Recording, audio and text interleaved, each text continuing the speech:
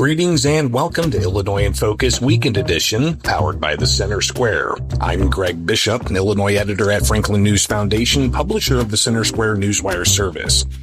This week for Illinois in Focus, the Center Square reporter Jim Talamonte and I will discuss ongoing conversations about immigration and more in Congress, also upcoming elections, plus Chicago's city budget and proposed tax increases.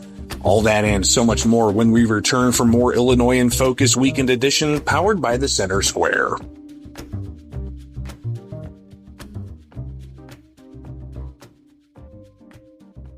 Some people would call him a loser. He ran for state office. He was beaten.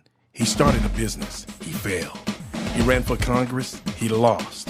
He was nominated for vice president. He lost again.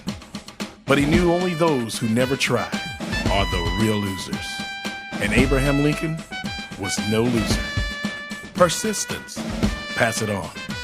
From the Foundation for a Better Life at values.com. Welcome back to Illinois in Focus Weekend Edition. I'm Greg Bishop. Before we get into a whole host of news about Congress and Chicago and a push to tax millionaires extra in Illinois, I wanted to take a moment with Jim Talamonte, the Chicago reporter for the Center Square, and talk a little bit about Thanksgiving coming up. Jim, obviously it's going to be a great time to be with family, to take in some of the delicious foods, and I think Illinoisans got some good news this week with what the cost is for that Thanksgiving meal. Yeah, great news from the Illinois Farm Bureau and from a national survey as well in terms of food prices dropping. And it's interesting, Greg, because it seems like yesterday it was the wee hours of Halloween morning. You were still in the state capitol building as the legislature pushed through some tax increases that were going to hit Illinoisans across the board, but especially in the Chicago area with transit sales tax initiatives being put forward. Now we get this news that Illinois families will see some relief at the Thanksgiving table. We're seeing the cost of a holiday meal. This is an annual survey that's done nationwide, and the Illinois Farm Bureau participates with Illinois volunteers surveying as shoppers. And so the average cost of a meal for 10 with your classic Thanksgiving turkey trimmings and sides is coming down to $49.20, so under $5 per person. And the national average actually a little bit higher than Illinois at $55.18 for 10 people. And so this is a 5% drop from just a year ago. So interesting numbers, and the lower wheat prices, which Illinois, of course, a significant wheat producer after soybeans and corn. That's our next largest commodity. That's playing a big role in this, along with nationwide a drop in turkey prices. That's helping. So we get a little bit of good news after some heavy inflation in the early part of this decade. Now in the last couple of years, we've seen the prices go down a little bit. So at smart shoppers, I think it probably even save a little bit on top of that. But dropping a little bit and saving a little bit on a day we normally all kind of spend a little extra, or at least consume a little extra. Probably not a bad thing at all here for all of us in Illinois. Well, it's interesting too that, not often does Illinois come in below a national average when it comes to costs. I mean, you look at the highest property taxes in the nation, it's Illinois. You look at the second highest gas taxes in the nation, it's Illinois. You look at combined effective sales taxes, and Illinois is right up there along with corporate taxes and so on. So yeah, a little bit of a welcome news for consumers, especially heading into the Thanksgiving holiday. And I do want to just take this moment before we get into some other news, Jim, to thank you. I'm very thankful for your steadfast work and the team here at the Center Square. And I'm hoping that you have a wonderful Thanksgiving with you and your family, and all of our listeners out there also enjoy the Thanksgiving holiday with friends, family, and plenty of whatever it is your favorite dessert. Personally, I'm a big fan of that pumpkin pie, but, Jim, what's yours? Yeah, I'm a pumpkin guy too, Greg. I'm not someone who has any talent at all when it comes to baking things. I've baked pizzas here and there, but the one exception is I do bake a pumpkin pie every year, and actually more than one every year because we usually do them at Christmas, and if we have extra, do a couple extras. But yeah, pumpkin pie, and we're not just saying that because Illinois is the top pumpkin producing state, but but we are by far. Again, that's again a positive area where we are leading is in pumpkin producing. So kudos to all our pumpkin farmers. Last year I did a story, Greg, where I talked to a pumpkin farmer in the far southern part of the state and another in the far northwestern corner of the state in Joe Daviess County. And both of them were having a good year then. And it seems like today, despite some challenges this year with weather at times, it looks like the pumpkin harvest is coming pretty good. So we may follow up on that here in these during this holiday season too. But yeah, you can't miss the pumpkin pie. No question. Well, Jim, let's head right back into the news. It was a busy week. Anticipating next week might get a little quieter as we do get to the Thanksgiving holiday. But, typically we're watching what's happened at the State House. This week, we actually had to watch pretty closely as some things going on in Congress. And looks like the federal shutdown didn't really slow down the politics at all. There was plenty discussion had in a U.S. Senate committee hearing dealing with immigration enforcement, and actually Chicago activists were on site in Washington, D.C. to talk about it. Yeah, interesting, Greg. But the some of the lawmakers on the committee didn't hang around to hear her speak. And the activist you're referring to, Danielle Carter Walters, she's made a presence on Capitol Hill before. She spoke to a House subcommittee, also a hearing geared toward immigration back in April. And Danielle Carter Walters and Chicago Flips Red have been certainly growing their online presence. They've been often present at Chicago City Hall hearings and committee meetings, speaking on behalf of trying to flip very blue Chicago red. And in this case, and then their key issue has been immigration and how members of the Chicago community and especially, but not only, members of the Black community have been hurt by the illegal immigration surge in Chicago and the surge of government spending on migrant sanctuary policies and how those policies have affected people in the community. And so and Danielle Carter Walters, once again, as she did in April, had some rather poignant and descriptive testimony about some criminal activity involving Venezuelan gang members, Tren de Aragua, on the south side of Chicago. And one particular, a raid that drew a lot of media attention was a raid by federal immigration enforcement agents at 75th and South Shore Drive. So right near Lake Michigan in the South Shore neighborhood, near the lake, there was quite a heavy federal response to a building that, according to Carter Walters, had been taken over by Tren de Aragua gang members. And she described in detail one murder that had taken place involving one gang member executing another non-documented migrant who had been here. And Carter Walters said there are over 56,000, she said, illegal aliens living in Chicago homes while people are homeless. A rather descriptive testimony from her. But as I said, the Democrats didn't stick around to hear it. After an opening statement by California Senator Alex Padilla, the Democrats who even bothered to show up laughed. And so Padilla said, well, the title of this hearing just didn't set the stage for constructive conversation. The title of the hearing, ICE Under Fire, the Radical Left's Crusade Against Immigration Enforcement.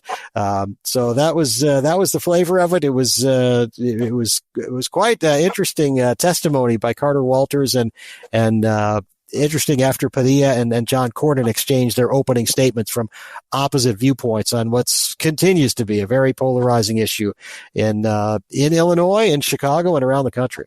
Well, and Jim, there's also the ongoing court battles about how the Trump administration is going about immigration enforcement. I saw that the appeals court just said that, they're putting a hold on the order from a lower court to release some detainees. So it's clearly not much resolution at this point as to how the Trump administration can go about enforcing federal immigration law, especially while you've got continued back and forth between protesters and police with arrests of people on the streets. This is something that's going to continue to play out, not just in Chicago, but also in the halls of Congress and the country's judiciary. Something else, though, from the Senate over to the House, not dealing with immigration, but dealing with whether or not there's going to be some teeth to holding Congress people accountable for stock trades. And this is actually something, Jim, that our investigative team at the Center Square has been talking about and looking into. And that's people who are in Congress, seeming to make certain types of trades at opportune times to make a pretty big payoff. Tell us about what you heard from a recent hearing delving into a new bill that could try to curb some of this behavior. This hearing is really interesting, Greg, and it's interesting. Once again, it showed that this is one issue that is the polarization is not partisan. You have very hard right conservatives and very far left socialist Democrats who on one side are in agreement that this has to stop, this insider trading by lawmakers at the federal level. And some of them are enriching themselves to the tunes of millions of dollars or tens of millions. And on the other side, some saying, why shouldn't we be free to make money as others are? Of course, at the heart of it is that, people in Congress often have inside information, which gives them advantages when it comes to buying and selling stocks. So you had U.S. Congresswoman Mary Miller, Republican, testifying as part of the U.S. House Administration Committee, saying that, we're not, she said, members of Congress lack the fear of God. She said, we're not going to take a pile of money to hell with us. And so we need to do something here.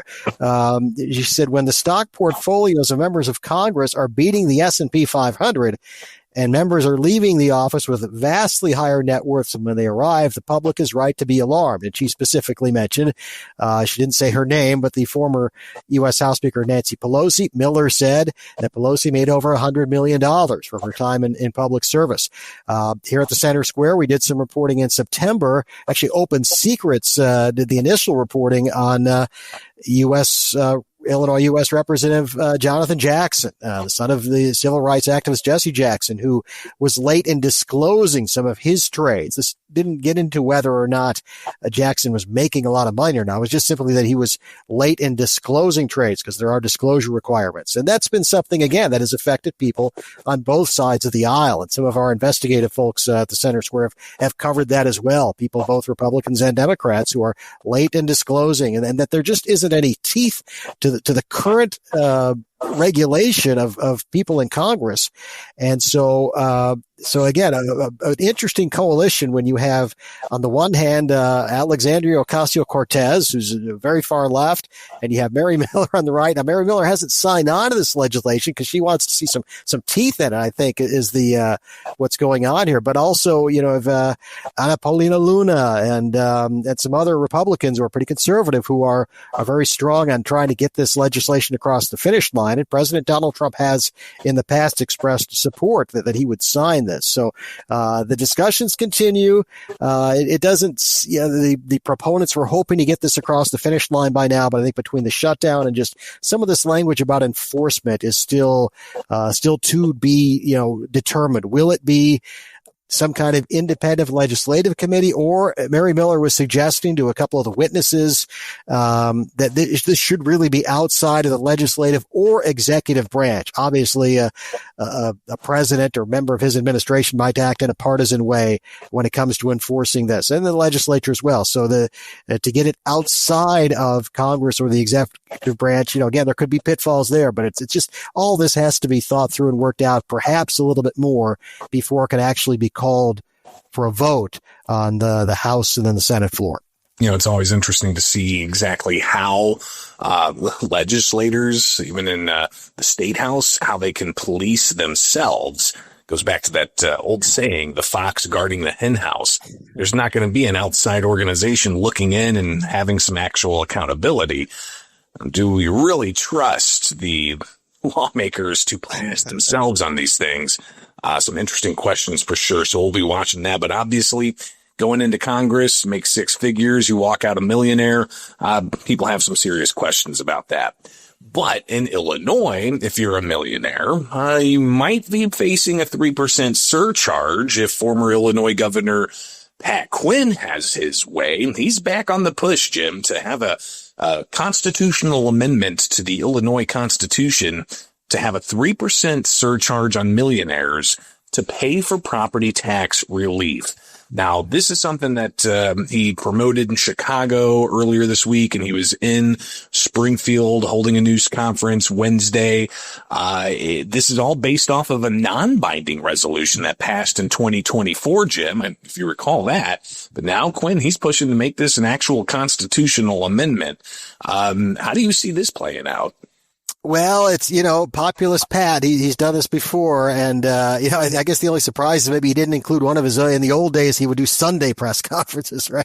But, he has pushed this before. There was even a millionaire's tax that was non-binding that went through in the Madigan era, but it's never gone through the legislature in any kind of binding fashion and been approved. And this is the challenge, where a Pat Quinn would butt heads with Michael Madigan, the former Illinois House Speaker. And although there are more advocates for what some would call progressive revenue, others might say this isn't so progressive, a millionaire's tax. But though you would figure to find some allies, people like Chicago Mayor Brandon Johnson and some people who are aligned with his way of thinking on revenue in the state legislature, that they might get some support here. But when you get to a constitutional amendment, it gets a little more challenging. But, Pat Quinn wants to,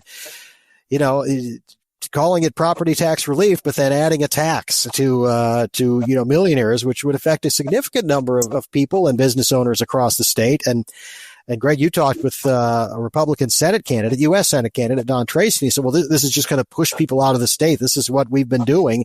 Instead of controlling spending, we're taxing people, and the people who have the means are getting out of here or finding ways to avoid those taxes. And so will Pat Quinn be able to get this, to get it on the November ballot? He's got to get legislators to approve something in the spring session, and actually not waiting till the end of the spring session, but by early May. And then this could be an amendment that's on the ballot. And again, non-binding measures like this on the ballot have gained support. The question will be, in the past, these things haven't been able to get on the ballot. The supporters haven't been able to get them on the ballot, at least not in a binding fashion. And I asked the former governor when he was in town in Springfield promoting this, how does this address the drivers of the state's highest in the nation property taxes?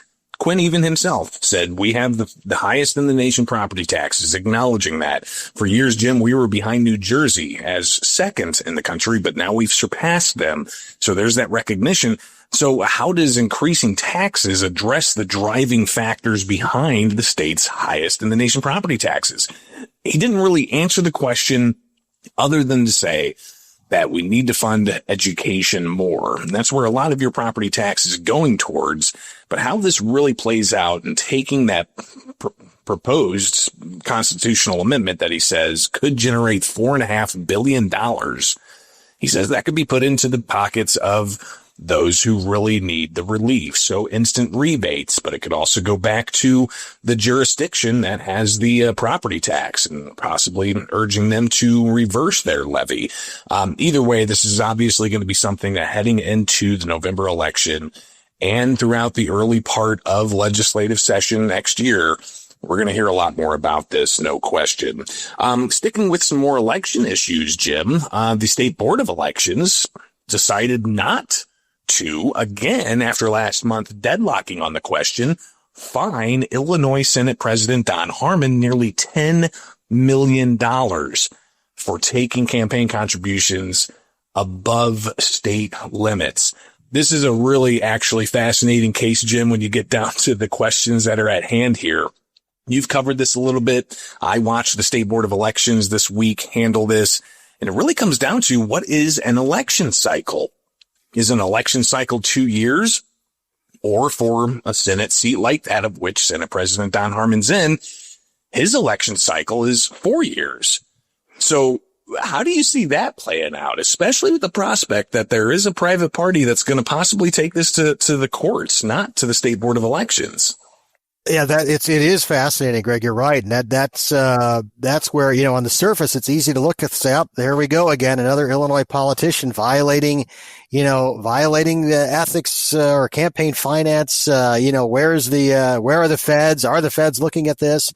That's a whole separate story. We had a quick hit on last week is how the Public Corruption Division of the U.S. Prosecutor's Office in Chicago is down another prosecutor. But when it comes to Harmon, you're right. It really does come down to election cycle, and some would say the makeup of the elections board. That when you have these cases being heard, board members deadlocked in a partisan fashion. So the board members from the Illinois State Board of Elections, the Democratic side sided with Harmon. Those on the Republican side sided against.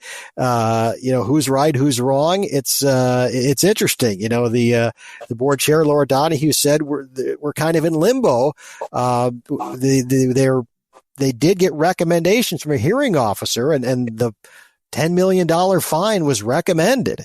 But the board was again, not knowing, at least they said, not knowing what the exact election cycle is.